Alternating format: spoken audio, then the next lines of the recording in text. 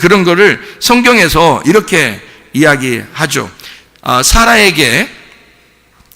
사라가 처음에 하나님이 이제 아기를 주려고 했어요. 누구를 주려고 했죠? 이삭을 주려고 했죠. 그런데 이삭을 주려고 하는데 창세기 12장에 아브라함을 부르죠. 그리고 난 다음에 바로 누가 나타나요? 아브라함에게 이삭 줘야 되는데 바로 하나님이 아브라함을 부르시고 창세기 12장에 복을 준다고 하고 이러면서 본토 친자 아비를 떠나라 혼자 이렇게 해놓고 바로 누가 나타나냐면 바로가 나타나요. 바로가. 그래서 그 애굽 왕 바로가 나타나서 사라를 부인으로 삼으려고 그래요. 참 이상하죠? 그러니까 하나님은 원래 이 사라를 통해서 아브라함과 사라를 통해서 이삭이라는 아들을 갖고 싶었는데, 그런데 바로가 중간에서 만나는 거예요. 물론 이제 아브라함이 팔아버리려고 했죠. 팔아버리려고. 그랬다가 이제 하나님이 다 막으시잖아요. 안 돼. 응? 웬 늙은이를 차지하려고 그래. 응? 안 돼. 너도 눈이 있으면 왜 그래. 이렇게 이제 근데 그게 늙은이가 아니에요. 잘 생각해 보세요. 그 당시에는 이게 화장법이나 그 피부 같은 게요, 지금의 사람들보다 훨씬 더 좋았다는 거죠. 그러니까 나이가 그렇게 먹어도 이쁘게 보이고 젊게 보이는 그 기술이 뛰어났었다는 거예요. 지금보다. 그러니까 그게 가능했다는 거예요. 그러니까 이쁘게 보였다 하는 게 그게 가능했었다. 그런 얘기들도 있어요. 그리고 난 다음에 바로를 만나고 나서 바로 이어서 창세기 16, 17장에 누가 나와요? 하갈을 통해서 이스마엘이 나와요. 그러니까 바로 왕을 만나고 나올 때 애굽에 있는 여자를 선물로 주었는가 봐요. 그 왕이 이제 아브라함하고 사라한테 미안하니까 자기가 괜히 이렇게 괜히 그랬나 이런 생각이 드니까 여자 하나를 선물로 줬는가 봐요. 그래서 나오면서 처음에는 하갈이라는 여자 없었거든요. 안 나오다가 갑자기 16, 17장에 하갈이라는 여자가 나와요. 애굽 여자라고 나와요. 그러니까 아마 그게 바로 왕이 미안해서 준 여자 같아요. 그래서 이 여자를 데리고 나오면서 이스마엘을 낳게 되는 거거든요. 근데 여러분이 잘 알듯이 이스마엘을 낳았더니 그게 이제 진짜 웃음은 아니죠. 왜냐하면 진짜 하나님이 주려고 했던 건 아니고 가짜 하늘이었던 거죠. 진짜 하늘은 이삭인데 가짜 하늘을 낳게 된 거예요. 그러니까 이스마엘을 낳게 됐죠. 그러고 난 다음에 또 이제 이스마엘을 낳고 난 다음에 막 이제 살고 있는데 하나님이 아브라함에게 또 나타나요. 그래서 재차 약속을 합니다.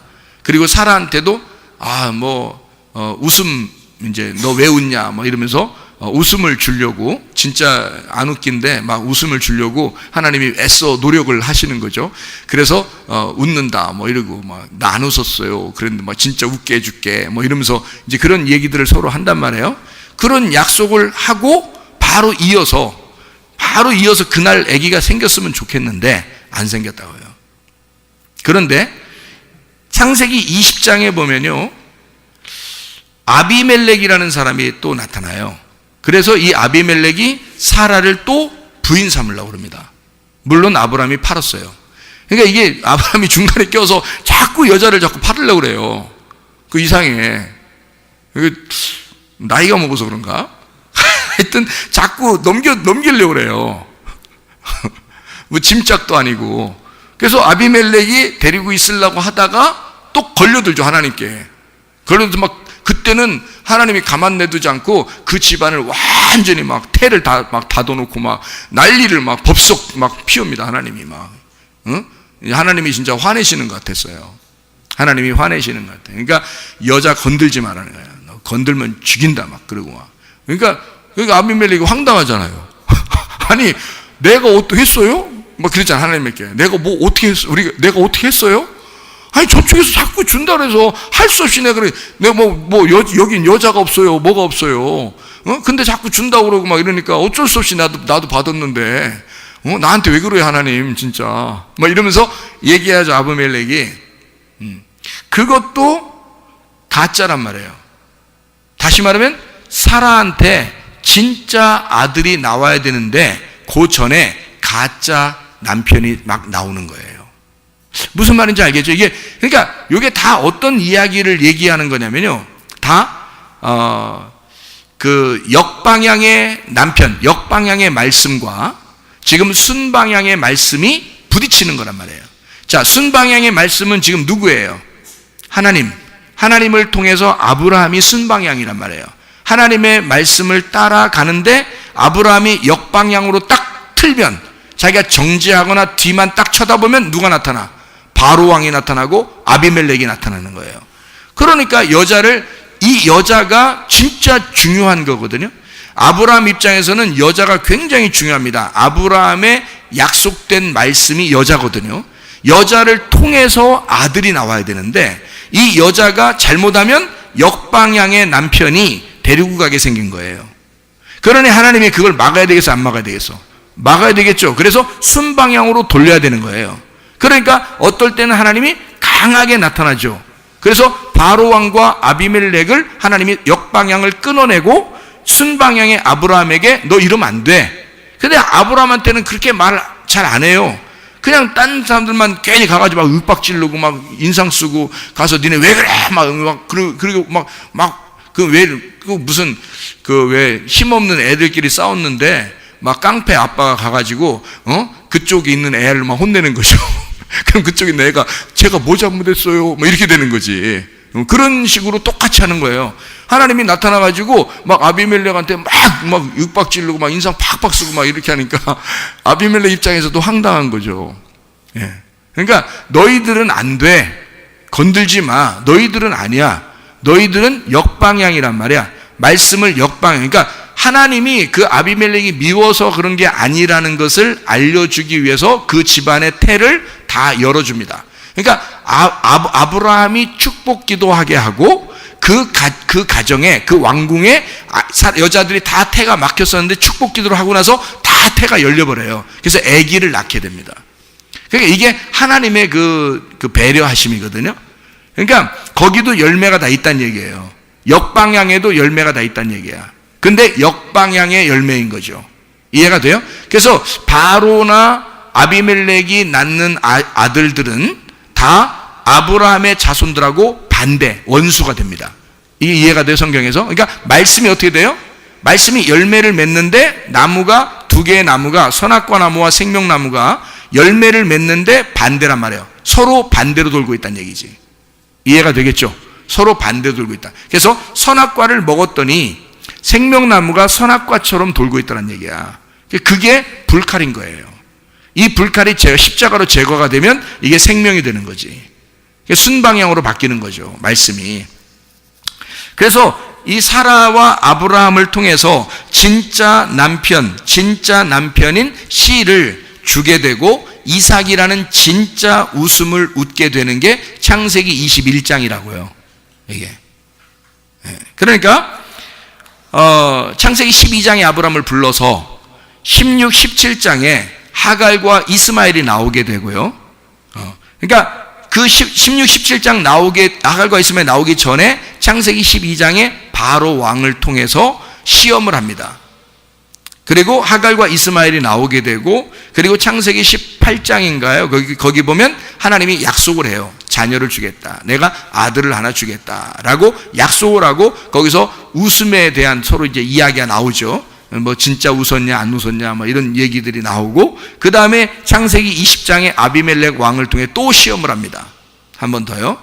그리고 난 다음에 21장에 아브라함 진짜 씨를 통해서 남편인 이삭 아들이 나오죠. 이삭이 진짜 웃게 만들어 주는 것입니다. 그리고 난 다음에 창세기 21장 8절부터 21절까지의 이스마엘을 내쫓아 버리는 겁니다. 아들이 하나 나오니까, 이삭이라는 아들이 나오니까 이스마엘과 이삭이라는 아들이 부딪히는 거예요. 자, 부딪히는 것은 뭐 때문에 부딪히는 거라고요? 말씀이라는 역방향의 말씀 때문에 부딪히는 거란 말이에요. 그러니까 역방향의 말씀이 순방향으로 나온 씨, 이삭이라는 씨를 핍박하는 겁니다. 이해가 되겠어요? 그러니까 서로 반대로 돌기 때문에 그렇죠. 서로 반대로 도니까 이게 부딪히는 거예요. 그러니까 역방향의 이스마엘이 이걸 치는 거죠. 근데 그것도 말씀이란 말이에요. 역방향의 말씀이라고 그러니까 여러분이 역방향의 말씀 뭐 이렇게 하는데 그게 아니고 먼저는 역방향의 말씀이라 했잖아요. 그래서 예수님이 자기는 검을 주러 왔다 그러지. 칼을 주러 왔다. 그게 뭘로 왔다는 얘기야? 역방향의 말씀으로 왔다는 얘기예요. 그걸 이해해야 된다.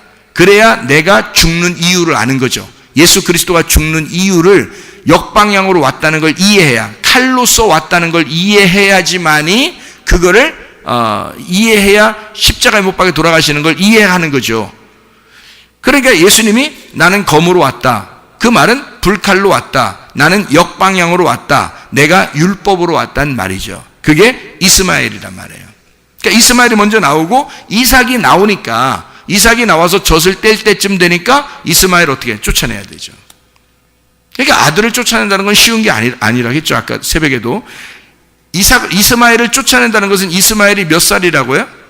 그때 당시에 쫓아낼 때 나이가 13살 때에 할례를 받았고, 그리고서 이삭이 태어났으니까 할례를 받고 약 2-3년 정도가 흘러야 젖을 뗄 때가, 이삭이 태어나서 젖을 뗄 때가 된단 말이에요. 그러면 13살에서 플러스 14살, 15살, 16살, 17살 정도가 돼야 된단 말이에요. 이스마엘이. 그러면 이스마엘이 15년이나 17년을 살았다고 생각해 보세요. 아브라함하고. 그 아들 하나만, 아브라함하고. 아브라함이 얼마나 사랑했겠어요, 이스마엘을. 그런데 그 아들을 내쫓으라고 그래요. 쉬운 거 아니죠. 그래서 아브라함이 갈등한 거예요. 내가 어떡하지? 이렇게. 그랬더니 하나님이 나타나서 직접 개입하십니다. 네가 힘들겠지만 그래도 사라의 말을 따르라 이래요. 그는 사라가 워낙 독종이니까, 그리고 옛날에 당한 게 많고 바로에게 네가 팔았었고 아비멜렉에게 팔았었으니까 이제는 들을 때가 됐지 않냐. 너 잘못하면 큰일 난다. 나이 먹고 너 큰 사고 친다. 큰일 난다. 이렇게 해서 그런 거예요. 그러니까 사라 네가 잘못하면 큰일 나도 2번씩이나 팔았었잖아. 너 나이 먹을 땐 남자가 조심해야 되는 거다. 이런 얘기 때문에 그런 얘기를 하는 거라고요. 이게 하나님이 아니라고요. 사라의 말을 들어줘라 라고 하는 것은 하나님의 뜻이 거기에 있다는 얘기예요. 그죠? 하나님의 뜻이 거기에 있다. 그래서 어쩔 수 없이 아브라함 가슴에는 너무 못을 박는 일이고 힘든 일이지만 어쩔 수 없이 내보내는 거다. 왜? 우리에게, 성경을 읽는 우리들에게 이 성경이 이해되도록 하기 위해서, 두 언약이라고 하는 두 말씀을 설명해 주기 위해서 갈라디아서 4장에 나와 있는 그 말씀, 두 언약, 시내산의 언약과 예루살렘의 언약, 하갈과 사라, 이스마엘과 이삭에 대한 이야기를 설명하기 위해서 성경이 하나로 정리가 돼야 되니까 어쩔 수 없이 이스마엘을 내쫓는 거죠. 그럼 내쫓는다는 것은 여기서 젖을 뗄 때니까 이스마엘이 다시 뭐가 된다는 얘기야? 젖을 뗄 때까지는 이삭이 이스마엘이었던 거죠. 그게 육체의 삶을 사는 우리들을 말하는 거고, 그 다음에 젖을 뗄 때쯤 되면 성장한 거죠. 밥을 먹을 때쯤 됐다는 얘기예요. 성장했다. 그때는 이스마엘처럼 살면 안 되고 이삭처럼 살아야 된다는 거죠. 그래서 그때는 이스마엘이 나가고 이삭처럼 살아야 된다, 너희가. 이런 얘기가 되죠. 그리고 마지막 한 번 더 시험을 합니다. 그때는 완전히 장성하게 된 거죠.